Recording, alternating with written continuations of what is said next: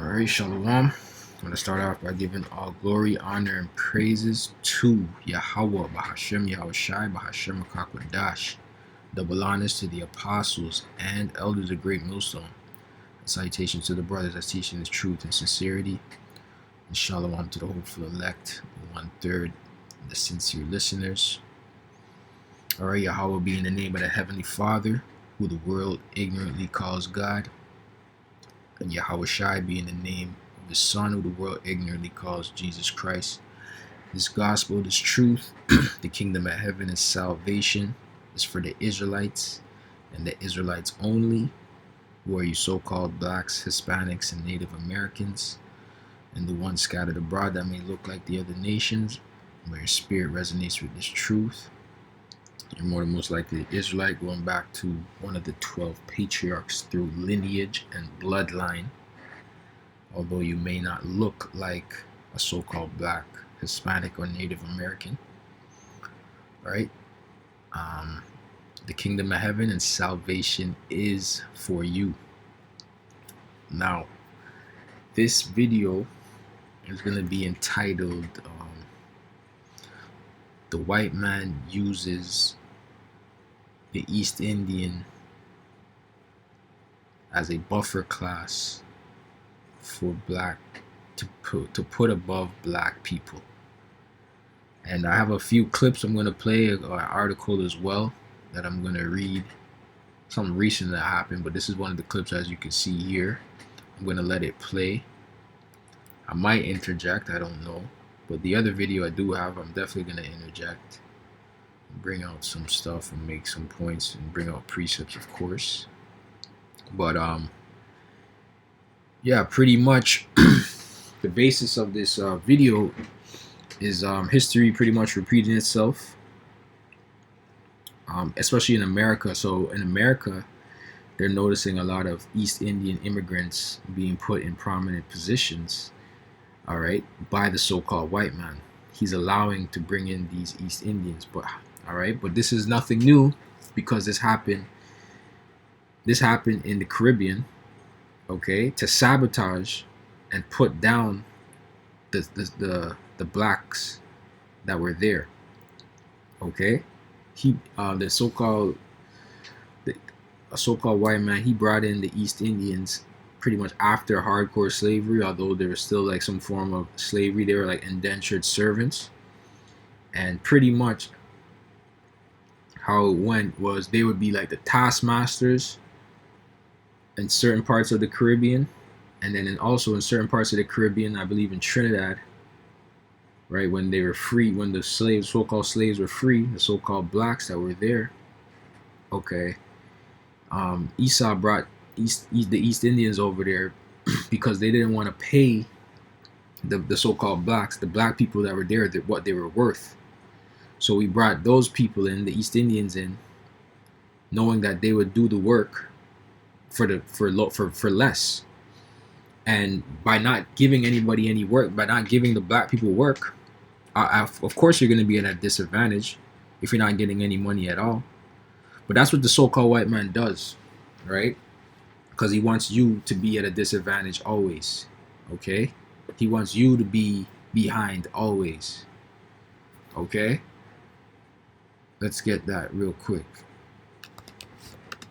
Let me just grab it, blend there.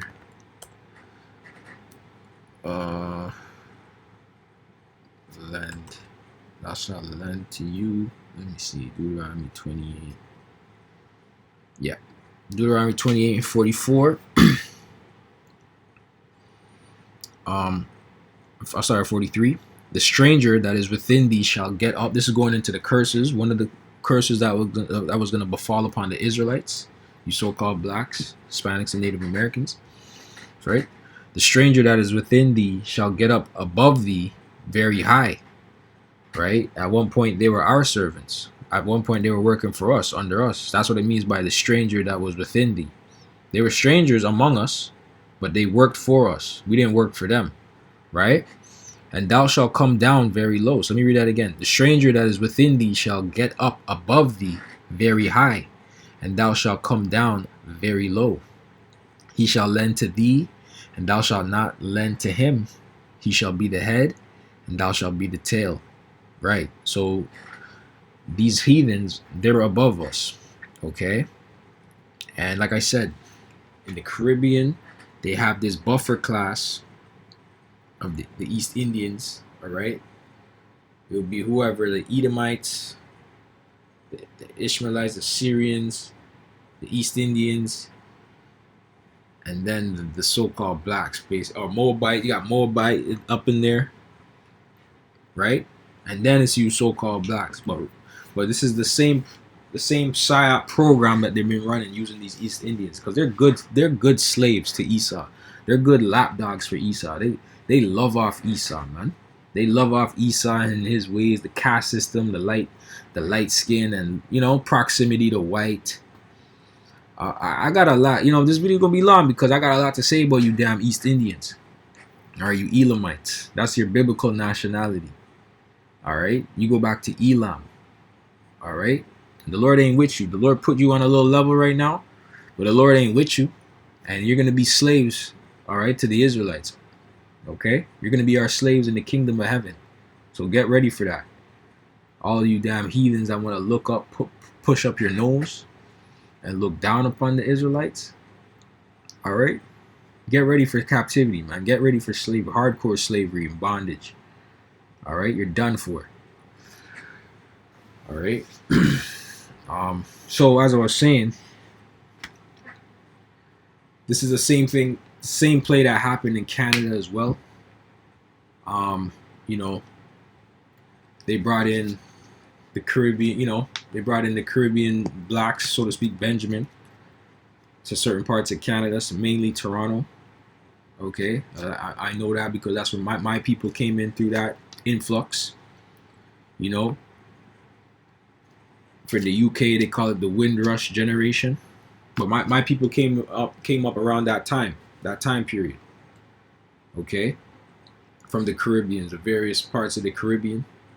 So they were going either to America, Canada, and the U.S. All right, this is the Benjamin from the Caribbean. They were going to either America, Canada, and the U.S. for better opportunity, better work opportunity, because they needed people to work. There was jobs that these Edomites didn't want to do, that they knew that the so-called black people, would do. Okay, so in Canada now, my grandfather, he comes up, brings up his family, my father, whoever, from the islands. Okay, he works his job. He's doing well for himself. He has 6 kids. He's taking care of 6 kids. All right. You can't, you know what I mean? And comfortably too. Obviously he has his wife, whatever, but he's comfortably taking care of 6 kids, able to buy a home, car, all of these things. 6 kids. You have 6 kids today. That if you're not balling out, that's you're struggling, man. But the reason why times are the way they are, especially in Canada, is because the so-called white man was getting jealous of how well black people were doing for themselves. Even in Toronto, they were able to work, get their money, provide for their family, get a house, whatever, all of that stuff. And they're like, you know what? Let's bring in these East Indians and they're gonna work for cheaper, and then they're gonna fuck up the job market, fuck up everything. That's just basically what's happening in Canada. And now it's backfiring on these white people because they're complaining, there's too many Indians. But you're the ones that brought them in to suppress Jake here, to suppress Jake that's already here. Jake that was willing to, not to say conform, but Jake that was really willing to become, quote unquote, Canadian citizens, become westernized, become, to go along with the program. You brought people that are not even trying to go along with the program to sabotage us, and now it's backfiring on you. And it's gonna happen again in America, because you're gonna see the video that I'm about to play. It's all gonna backfire because it never really. It's not gonna mesh. The thing is, melting pots don't work. Racism will always exist. Okay. And to hell with you damn East Indians, to hell with you damn Elamites, to hell with you damn Edomites. Okay, you damn so-called white people, man. You don't know how to run a kingdom. So let me play this video. And yeah. Do you think it's a coincidence that the mayor of New York is an East Indian and the director of the... So everything, it's finally happening in America, right? Canada was a testing ground. The UK was a testing ground for bringing in mass influx of East Indians, but now it's finally being noticed in America. Okay, they've always been in America, but now they're putting them up in prominent positions. Okay, and it's all gonna backfire. Do you think it's a coincidence that the mayor of New York is an East Indian and the director of the FBI is an East Indian and the wife of the current vice president is an East Indian and the last vice president was an East Indian? Or you've never seen that many East Indians ever in American history occupy positions of influence and authority like you see in those 4 offices. You've never seen this before. And what I believe, Art, is that the white power structure is recruiting the East Indian immigrants and East Indian Americans to be the new priority minority. They're going to use them in America the same way the British used them in Uganda, the same way the British and the French and the Dutch used them in the Caribbean islands. When you go to the Caribbean, Art, the East Indians are a buffer group. As well as the British. The British use them as well in the Caribbean. And then you see it playing out in the Queensland, so Canada, right? It's the same program, it's the same MO. All right, this is all documented. This is all, they know how to collapse a society, so to speak, man, or to keep, they know how to get at us. Let's put it that way, right? Between the blacks and the former colonizers. When you go to Africa, the East Indians are a buffer group between the blacks and the former colonizers. And guess what they're about to do in America? Under Kamala Harris's administration, under Mayor Mamdani's administration, they're going to be a buffer group between blacks in the power structure. History is repeating itself. Global black history is repeating itself in America, Art. But because we don't study global black history, because most of us are not Pan-Africanists, we don't even see the writing on the wall. We don't even see that America is about to use East Indians to replace and control black people. You see it in New York City right now, and you're going to see it if Kamala Harris gets elected.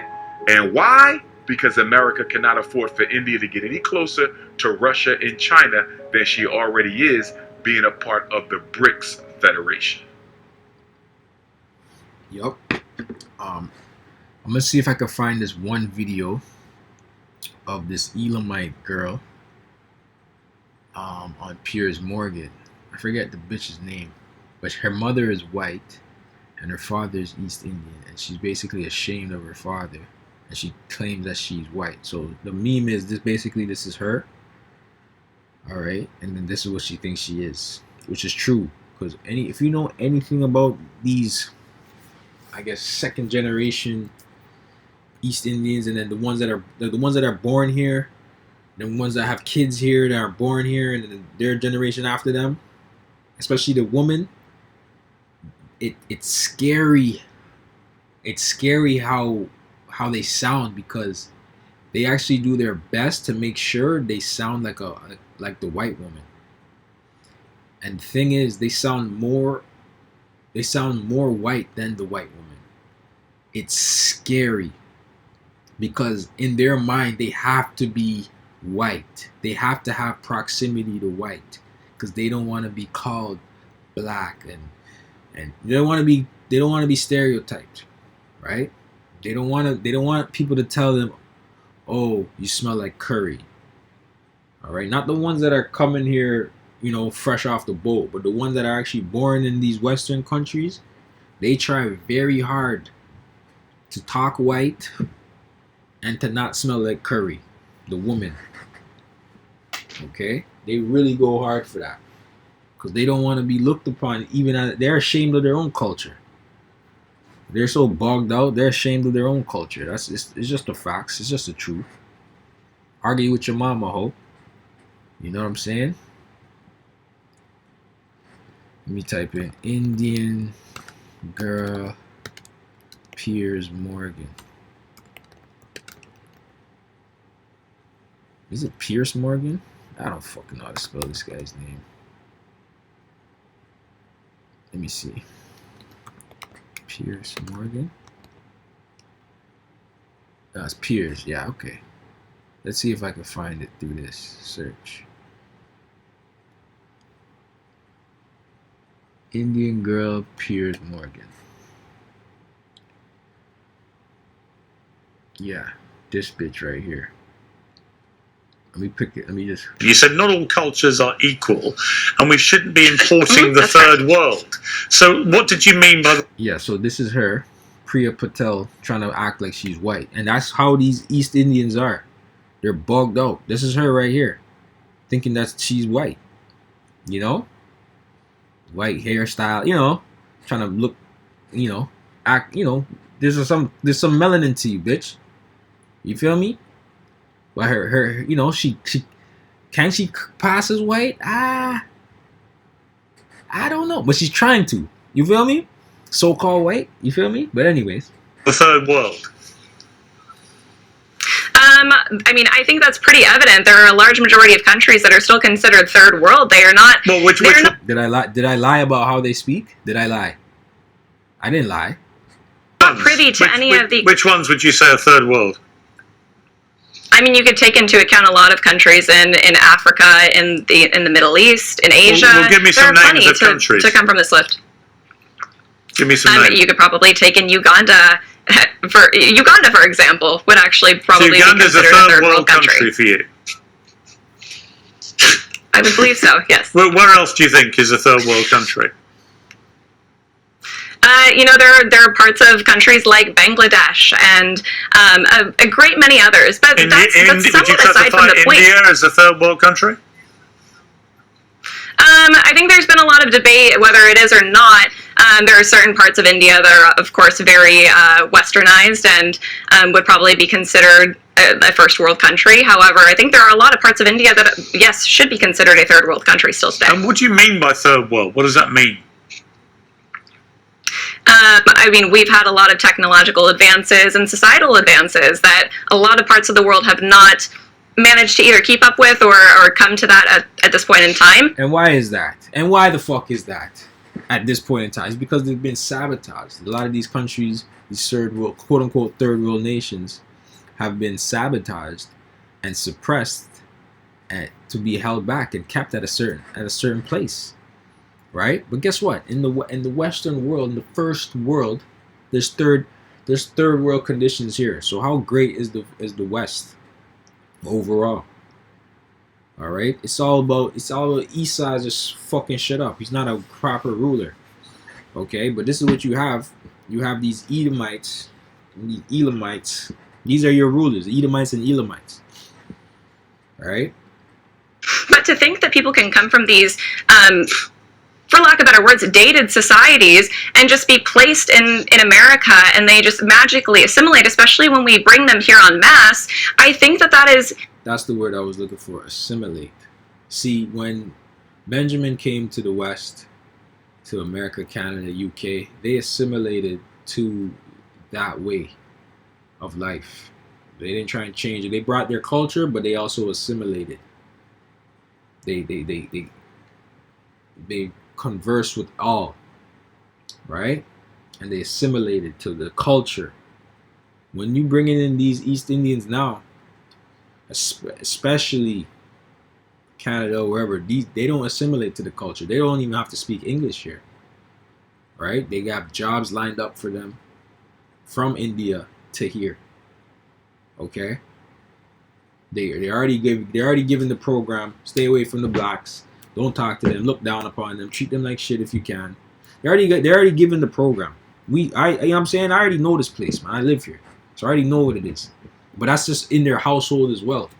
Stay away from these niggas. Stay away from blacks. Blacks no good.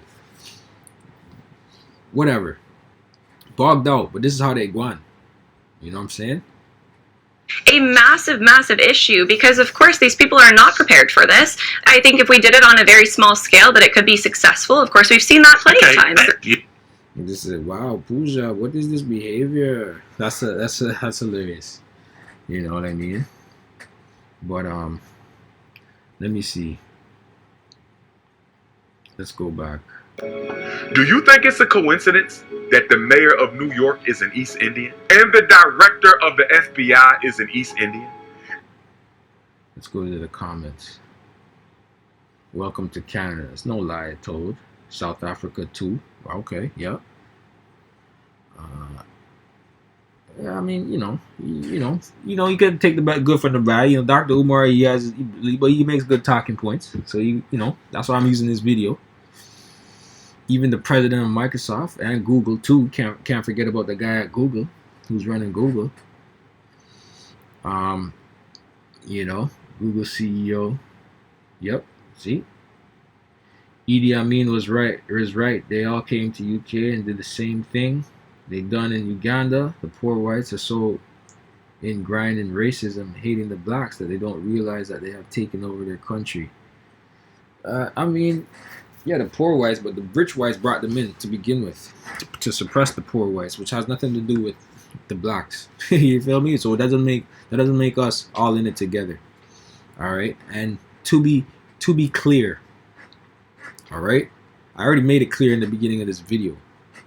If you have shit hearing, shit comprehension, that's on you. But whatever, it is what it is. Not all East Indians are heathens. Some of them are Israelites. All right, not all so-called white people are heathens. Some of them are Israelites, and that goes for any other nation that's among that Israelites among every other nation that doesn't look like this, like our nation, so to speak. But it's all about lineage and bloodline. It's not hard to grasp lineage on your father's side, right? Simple and plain. Anyways, what do I want to get? I wanted to get this article real quick because I just wanted to go into the hate that these East Indians have towards us. Okay, they have a lot of hate towards us, alright? There is no coming together and kumbaya with these motherfuckers, for real. Okay. So it says, Reform UK would stop visas for people from countries seeking slavery reparations. All right, going back to the United Nations saying that slavery was the greatest crime in humanity, right? You have this Elamite here, this devilish Elamite, talking shit, saying, if you're looking for reparations, nigga, we not giving it to you, right? And that's just how these Elamites are set up. They're adverse to you Israelites, and it is what it is, okay? But I'm just showing you how adversarial they are and the hate that they do have. He's smiling, he's happy, Reform UK would stop issuing visas to people from any country that continues to demand compensation for the UK for its role in the transatlantic slave trade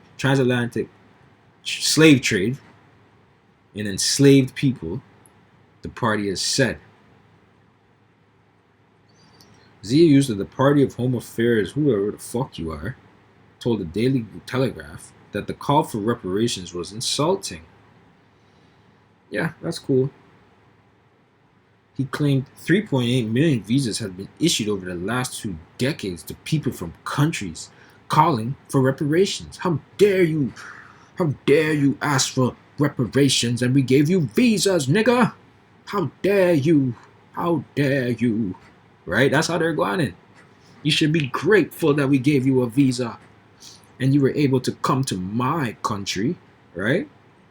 This good little coon ass Elamite. That's what I'm saying. You Elamites are the biggest bootlickers, man. Damn East Indian bootlickers, man. Love off Esau. Love off white man, your daddy. For 4 crimes, 7 European countries, including the UK, enslaved and trafficked more than 15 million Africans across the Atlantic. Historians have linked wealth from enslavement to mass industrialization in the West. Exactly. You goddamn right, motherfucker. I don't need to read the whole thing. You get the point. This guy's the devil. But I just wanted to show you this guy's in a position of power over there in the UK. He's a politician. He's put on a certain level. And I just wanted to bring that out, that these people don't fuck with you. You know what I'm saying? They don't have your best interests at heart. And they can give a fuck what you got going on for real. You know what I mean? They can care less. You know, but the feeling is mutual. Alright, we know who our enemies are. Okay, the Lord already told us that we would have enemies, man. Okay? It's not a surprise. It shouldn't be a surprise. Okay? It should not be a surprise. So let's get some scripture. Let's get a scripture, and then I'm gonna pull up our next video. Okay.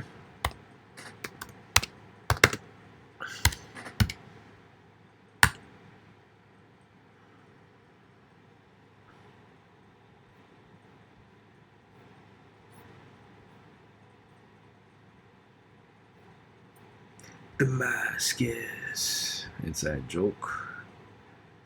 This is a prophecy against Elam. Jeremiah 49:34. And it says, the word of the Lord Yahweh that came to Jeremiah, the prophet, against Elam, which is Elam is your biblical, is the East Indians. That's your biblical nationality. That's who you are according to the Bible. Everybody on the earth has a biblical nationality. Alright? The word of the Lord Yahweh that came to Jeremiah the prophet against Elam in the beginning of the reign of Zedekiah, king of Judah, saying, Thus saith the Lord Yahweh of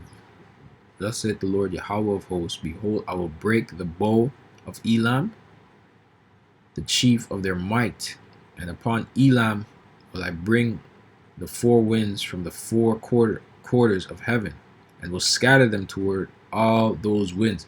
Yes, you can find Elam throughout every country. You can find East Indians, man. Even in Africa, man, he's all over the place. Australia, Europe, Canada, USA, Mexico, Caribbean, South America. Elam is there, best believe. All right? And will scatter them toward all those winds. And there shall be no nation whither the outcast of Elam shall not come. Yeah, man, this guy's all over the place, man. Real shit. NLT says, I will bring enemies from all directions, and I will scatter the people of Elam to the four winds. They will be exiled to countries around the world. Yeah, exactly. And being merchants and doing what they do, whatever, but also set up to be above the Israelites, right? The so-called blacks, mainly Hispanics and Native Americans, right? The real quote-unquote Indians is the Native Americans, but they've taken over that in the West, in Canada and the U.S. When you say Indian, you think of an East Indian. You don't think of the Native Indians, so to speak. Although we know that's not their name. Gad, Reuben, those are biblical nationalities. For I will cause Elam to be dismayed before their enemies, and before them that seek their life, and I will bring evil upon them, even my fierce anger, saith the Lord. And I will send the sword after them, till I have consumed them. And I will set my throne in Elam, and I will destroy from thence the king and princes, saith the Lord Yahweh. Yeah, man, Elamite's not going to come against the Most High and his people. When the Lord makes war and this thing goes global, man, World War III, the Elamites ain't coming out on top. I don't know what you thought. I don't know what you've been told, but that sure as hell ain't happening. All right, not in my regime. You must be dreaming. You know what I'm saying? You must be dreaming if you think you're gonna be on top. All right. But it shall come to pass in the latter days, I will bring again the captivity of Elam, saith the Lord Yahweh. That's right, man. That's like I said. I never told a lie. You Elamites are going back into captivity and slavery under the Israelites, man. And that's simple and plain, to the point. All right. Argue with your mama, hope. Fuck. The fuck. You know what I'm saying?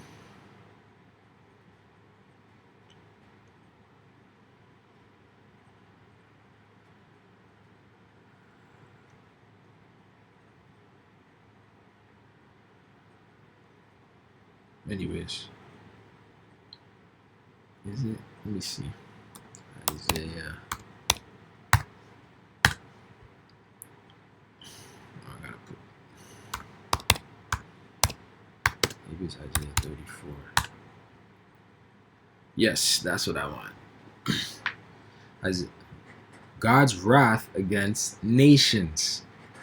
A message for the nations. Isaiah 34:1. Come near, ye nations, to hear and hearken, ye people. Let the earth hear, and all that is therein. The world and all things. All right, that's you Elamites, that's you Edomites, that's all you other nations. That's everybody. That's you Israelites, you wicked Israelites. All right, hear this message of the Lord. And all things that come forth of it. For the indignation of the Lord Yahweh is upon all nations, and his fury upon all their armies. He hath utterly destroyed them. He hath delivered them to the slaughter. Alright? All you nations are going to be slaughtered, man. Chopped down, cut down, sacrificed to the great holy war of World War III of Yahweh Shimon Shai. That's right. Okay? Because the Lord is a Lord of hosts, a man of war, a God of war. All right. Anyways, I want to get this. How Britain used India to replace slave labor. It's the same MO all over. Britain, America is the offspring of Britain. You know what I'm saying? Little rebellious child bastard of Britain. Okay? And it's the same play, man. That's what you guys need to understand. So anyways, let's play this, see what they're saying. I'm gonna interject, but whatever, you know how this should go. You know how this goes. Locations in British colonies that operated just 100 years ago. What's she on about? These are some plantations in British colonies that operated just 100 years ago. Some of these workers are enslaved Africans. Some are indentured servants from India. Can you tell the difference?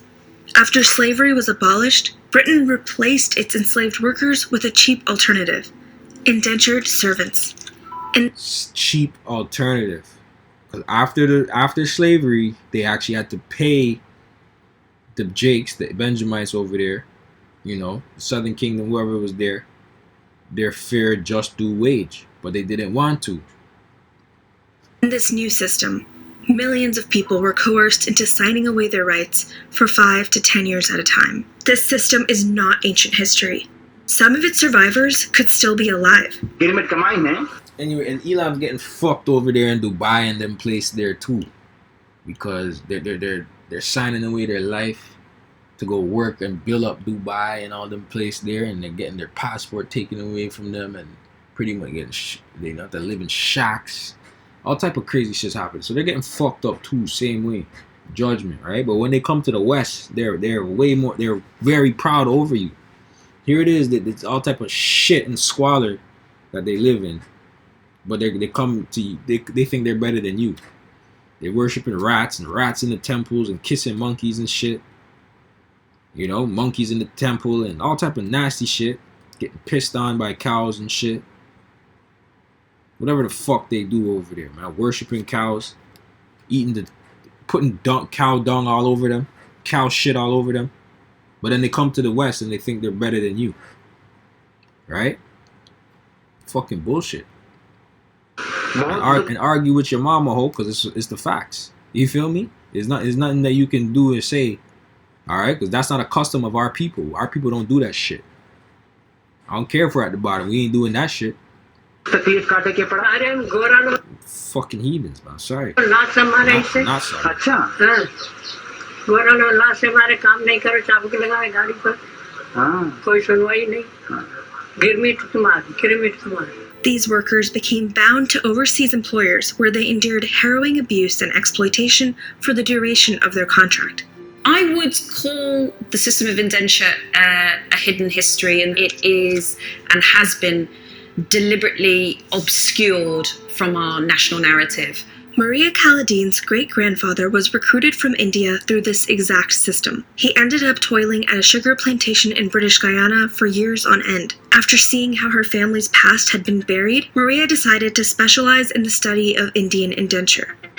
We know about it because shipped around the world and bound to their employer for the time period of their contract. They were bought, sold, overworked, and abused in ways far too similar. Alright, fuck that. Anyways, this video is fucking, what do you call it? Pandering to Elam. I'm not here for that. Okay? Some of them actually could be Israelites though. You know what I'm saying? I can't lie. I can't lie about that. But for the most part, they're set up to be the buffer class above the Israelites. Okay? And, you know, simple and plain.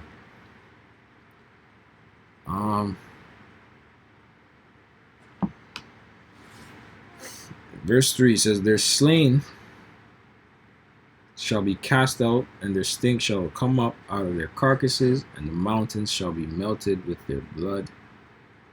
Okay, and that's pretty much the judgment that's gonna befall upon all nations, right? You know,